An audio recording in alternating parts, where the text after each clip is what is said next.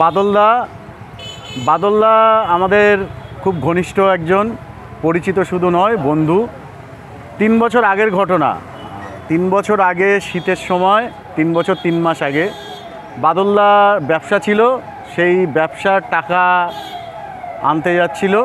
হঠাৎ করে বাদলদা আমায় ফোন করে যে দাদা আমার না মুখটা বেঁকে যাচ্ছে, এরকমভাবে বেঁকে যাচ্ছিল, হেলমেট পরা, রাস্তাঘাট চিনতে পারছি না। এরপরে বাদলদা এলো, বাদলদাকে বললাম বাদলদা চলো হাসপাতালে যাই। বাদলদা হাসপাতালে যায়নি, ঠিক হয়ে যাবে।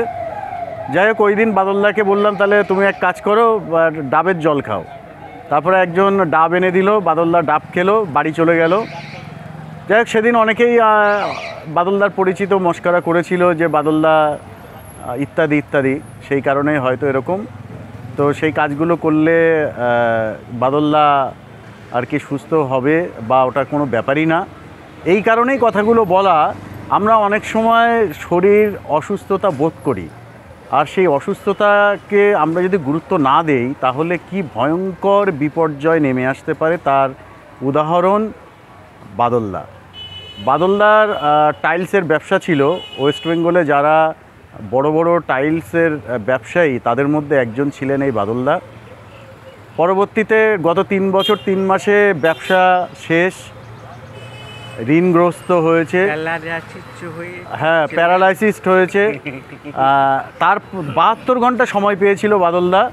72 ঘন্টা পরে তার ভিতরে একের পর এক অ্যাটাক, তারপরে প্যারালাইসিসড হয়, বিছানায় শয্যাশায়ী। বাদলদা কাউকে চিনতে পারতো না। গেছি দেখতে, সেই পাশে বসা লোকটা 72 ঘন্টা বাদে তাকে বিছানায় দেখছি, সেই ছবি দেখার নয়।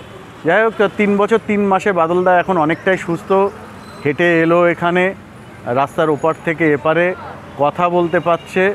বাদলদা সম্প্রতি একটা ছবি পোস্ট করেছে যে আগের মতো হতে চাই। তো হাসিটা, বাদলদার চেহারাটা ভেঙে গেছিলো, এখন অনেকটাই ঠিকঠাক আছে এবং বাদলদার কাছে যাব। বাদলদা আর কতদিন লাগবে সুস্থ হতে? 4 বছর, এখনো 4 বছর, এখন থেকে 4 বছর সময়। খারাপ লাগে না যে সেদিন যদি তুমি গুরুত্বটা দিতে? অনেকেই তোমায় বলেছিল চলো ডাক্তারের কাছে যাই।